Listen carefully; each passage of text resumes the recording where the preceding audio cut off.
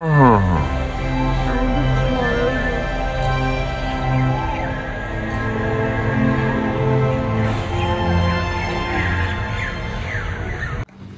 Scene করে আমরা fresh হয়ে ঘরে আটা দিয়েছিলাম।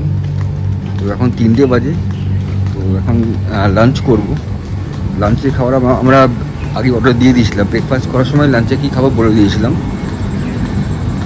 চলো এখন লাঞ্চ করব, খিদেও পেয়ে গেছে।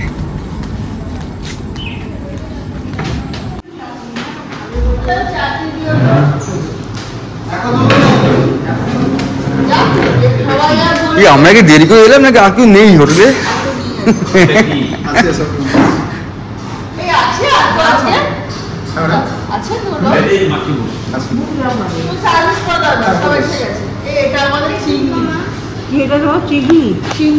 এটা মালাই চিংড়ি, এটা মালাই চিংড়ি, এটা চিকেন কষা, পোস্ত, স্টাইল চিকেন, মুগ ডাল, স্যালাড, প্লেন রাইস। হ্যাঁ ভাত দিচ্ছে, ভাত দেবে। হোম স্টাইল চিকেনটা মা আসল কাটে। আমার সোনুর আর দাদা ওটা একটু ভাত দিয়ে বাকি যে হোটেলের মেম্বার আছে ওই দিকটায় রয়েছে না? ওই দিকটা খালি আমাদের ওয়ার্কিং গ্যাস, রুম গ্যাস ওইদিকেও থাকে মানে কি। এটা জলছবি রিসর্ট, মুর্শিদাবাদ, লালবাগে। তো সকালে যে কথা বলছিলাম যে এখানে একটা বোট আছে যারা ট্রিপ করে, তো বোটটা আমরা দেখবে বলে ওরা একটু লাইট ফাইট জ্বালিয়ে দিয়েছে বোটের। চলো তোমাদের বোটটা তোমাদের দেখাই। এই যে এটা হচ্ছে সে বোটটা, দেখতে খুব সুন্দর বোটটা। নদীর ধারে পুরো অন্ধকার ব্যাকগ্রাউন্ড আর ঝলঝল করছে বোটটা। চলো বোটের ভিতর দিকে যাব, নিচে নামছি।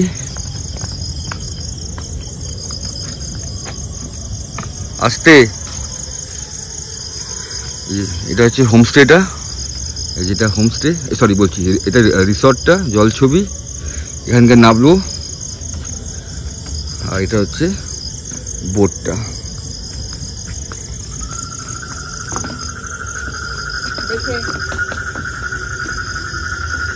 বাহ, এখানে যেটা বলছিলাম 1000 টাকা পার পার্সন নেয় খাওয়া দাওয়া নিয়ে, তো এখানে বসে খেতে পারবে। এখানে এখানে সব বসা জায়গা পুরো করা আছে। এই দেখো সব বসা জায়গা করা আছে এখানে, সুন্দর না? এই বাসটাও জায়গা বসতে পারে, দেখি বাসটা। হ্যাঁ ওই যে ওটা থেকে আমরা গেছিলাম না, ওটার মধ্যে ওই যে একটা স্পট ছোট লাইট দেখতে পাচ্ছ। এই যে এটা এটা হচ্ছে আমরা এখানে সবাই এই নদী পেরিয়ে আমরা ওই পাড়ে গেছিলাম।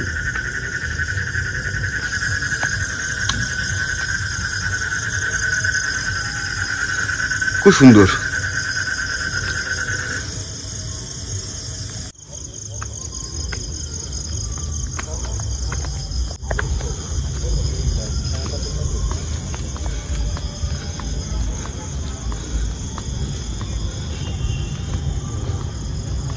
আজকে মুর্শিদাবাদের ডে 3 ব্রেকফাস্ট করে আমরা আবার বেরিয়ে পড়লাম সাইট সিন করতে। চলো বাকি কথা রাস্তায় গিয়ে হবে।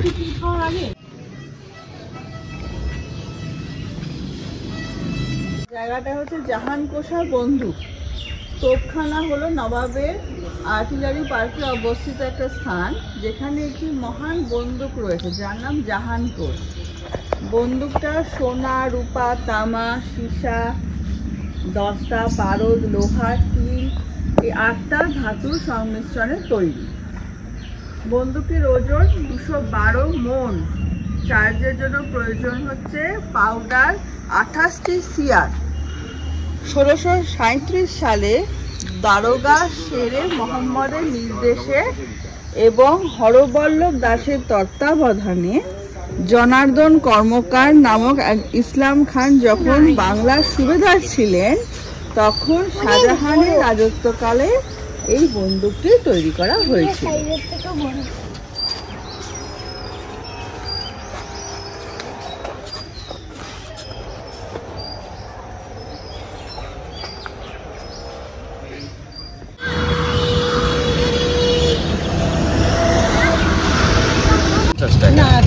ওটা চাইনি, আমি বলি বোঝানোর পরে স্যার কেউ 350 টাকাও দেয়, 300 টাকাও দেয়, 250 টাকাও দেয়, 200 টাকাও দেয়। যেহেতু টিকিট নেই, এখানে গাইড, এটা বিগ স্পট, এটা পুরো মুর্শিদাবাদে ম্যাম 18 জন নবাবই করে গেছে, ইনি হচ্ছে প্রথম নবাব। এই বলছে ভেতরে গিয়ে বোঝা যাবে খুব রোদ তো। হ্যাঁ পুরোটা বুঝাবো।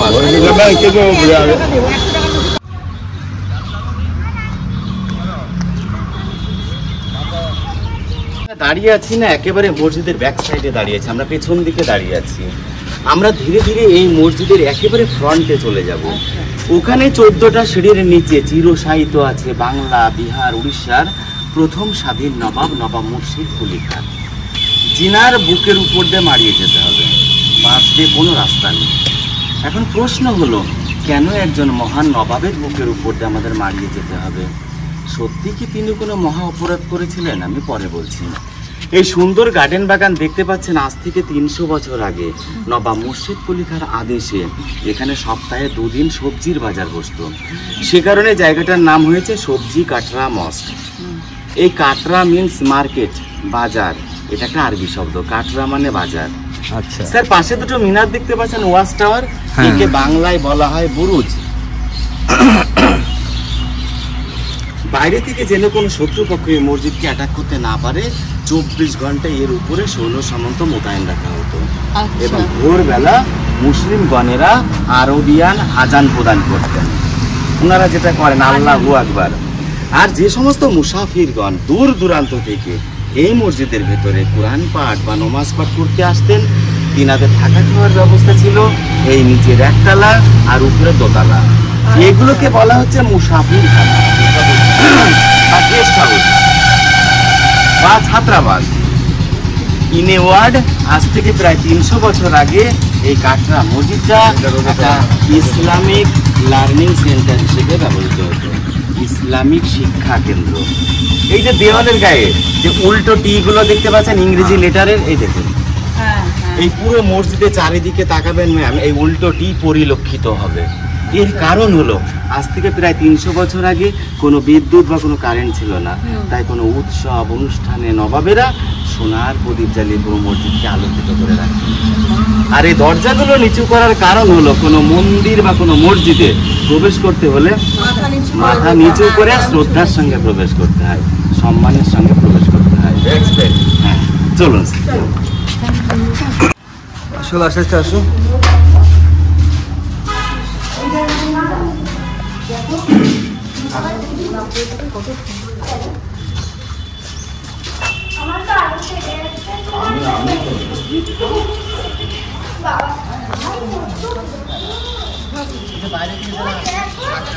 মসজিদে মক্কার কাবা মসজিদের অনুকরণে এটা তৈরি করা হয়েছে।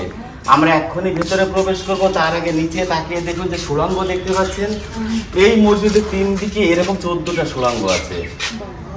যুদ্ধ বিগ্রহের সময় আত্মরক্ষার জন্য এগুলো ব্যবহার করা হতো, যখন বর্গীরা আক্রমণ করতো। না মানে এখন কোনো সুড়ঙ্গ রাস্তা নেই, এখন এগুলো সব ভেন্টিলেটরের কাজ হয়।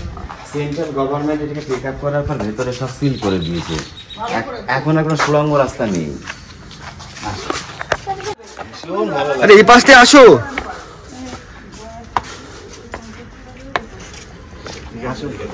চলে এলো স্যার, ভেতরে চলে ছায়া আছে ভেতরে। ম্যাম চলে এলো, রোদে দাঁড়িয়ে না। আসো, ছাড়ো, দেখ দেখো এখানটা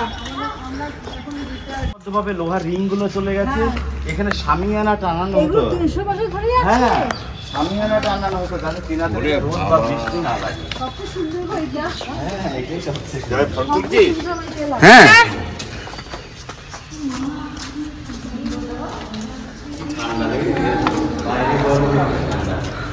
চলে আসে।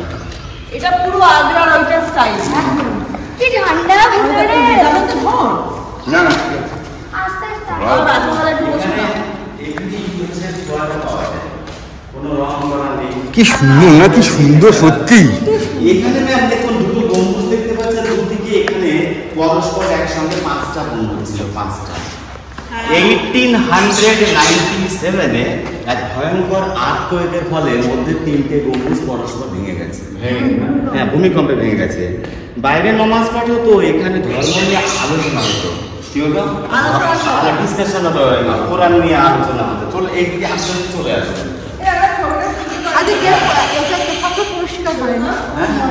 এই 3টে সিঁড়ির উপরে মৌলভী সাহেব দাঁড়িয়ে কোরআন পাঠ করাতেন। উপরে একটা কোষ্ঠী পাথরে লেখা আছে, যিনারা মুসলিম সম্প্রদায়, ওনাদের একটা পবিত্র কলমা এখানে লেখা আছে। ওনারা সবসময় এই কথাটা বলেন। এখানে লেখা আছে লা ইলাহা ইল্লাল্লাহু মুহাম্মাদুর রাসূলুল্লাহ। এই কথার অর্থ হলো আল্লাহ এক, অদ্বিতীয়, এবং মুহাম্মদ তার প্রেরিত রসুল। রসুল মানে দূত, Messenger. Allah is Almighty and Muhammad is his Messenger. এইবার আমি ইতিহাসটা একটু বলি স্যার, ভালো লাগবে না? এই যে এই যে হ্যাঁ, এই সিঁড়ির উপরে একে বেদি বলা হয় ওনাদের ভাষায়। আমাদের এই বাংলায় টোটাল ম্যাম 18 জন নবাবী করে গেছে। তাহলে প্রথম নবাব কে ছিলেন? মুর্শিদ কুলি খাঁ। বাংলার দ্বিতীয় নবাব ছিলেন মুর্শিদ কুলি খাঁর জামাই সুজাউদ্দৌলা।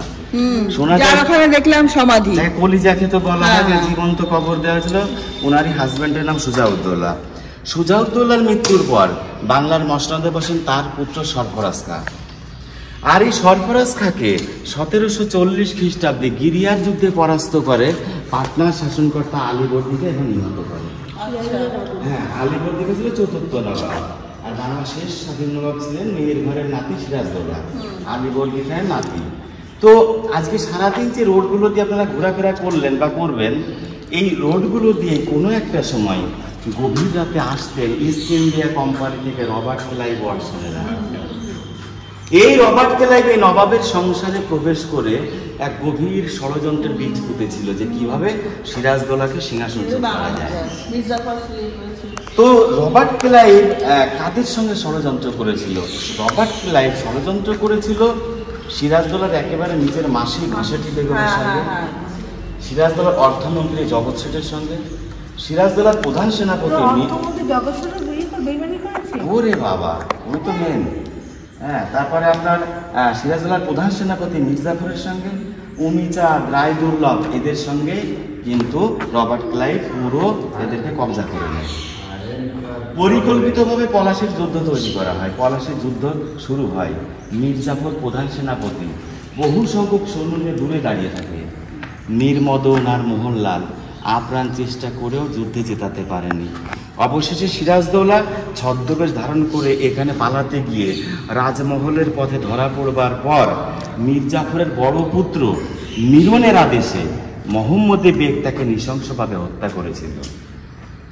তাই রবার্ট ক্লাইভ তার আত্মজীবনীতে লিখে গেছেন, যখন সিরাজদৌলাকে রাজমহল হতে এই মুর্শিদাবাদের পথে ধরে আনা হচ্ছিল, তখন রাস্তার দুপাশে যত সংখ্যক ইন্ডিয়ান দাঁড়িয়েছিল, তারা যদি একটা করে পাথর ছুড়তো না, তাহলে ব্রিটিশ পালাতে বাধ্য হতো। সেটাও কেউ করেনি। হ্যাঁ, না মানে ব্রিটিশ মানে ইন্ডিয়ান। তো লক্ষ লক্ষ মানুষ এই নাটক দেখছিল রাস্তার মধ্যে দাঁড়িয়ে। তো এই মুর্শিদাবাদে সিরাজদৌলাকে ধরে আনার পর প্রথমেই তাকে কাটার সিংহাসনে বসানো হয়, কাটার মুকুট পরানো হয়। তারপর তাকে উলঙ্গ করে তার দেহকে ক্ষত বিক্ষত করে ঘোড়ার পিঠে, হাতের পিঠে চাপিয়ে যেভাবে অকথ্য অত্যাচার করে তাকে মারা হয়েছিল, এটা ভারতবর্ষের ইতিহাসে এক কলঙ্কিত অধ্যায়। এই সিরাজদৌলার মৃত্যুর পর আমরা ভারতবাসী প্রায় 200 বছর ইংরেজের গোলাম হয়ে গেছিলাম। অবশেষে 1947-এর 15ই আগস্ট আমরা স্বাধীনতা পাই। কিন্তু সিরাজদৌলার মৃত্যুর পরেও অনেকে নবাব হয়েছিলেন, তারা সকলেই ছিলেন পরাধীন নবাব। তাহলে প্রথম নবাব কে ছিলেন? মির্জাফর। আমরা ব্যাক সাইড থেকে প্রবেশ করেছি, অ্যাকচুয়ালি এটাই this is in front side of the mosque. আচ্ছা। And under your feet is the tomb of Nawab Murshid Quli খান। আপনার পায়ের নিচে আছে মুর্শিদ কুলি খান। সময় এখানে লোহার নেট সিস্টেম করা ছিল, হেঁটে গেলে পায়ের ধুলোগুলো গিয়েই পড়তো। কিন্তু 1958-এ আর্কিওলজিক্যাল সার্ভে অফ ইন্ডিয়া এটাকে টেক আপ করার পর উপরটাকে ঢালাই করে দিয়েছে। আমরা নিচে গিয়ে সমাধিটা দেখবো। আস্তে আস্তে চলে আসুন। সুন্দর করে বলেছে, সুন্দর করে বলেছে বলে ভালো লেগেছে। হ্যাঁ হ্যাঁ, ছায়া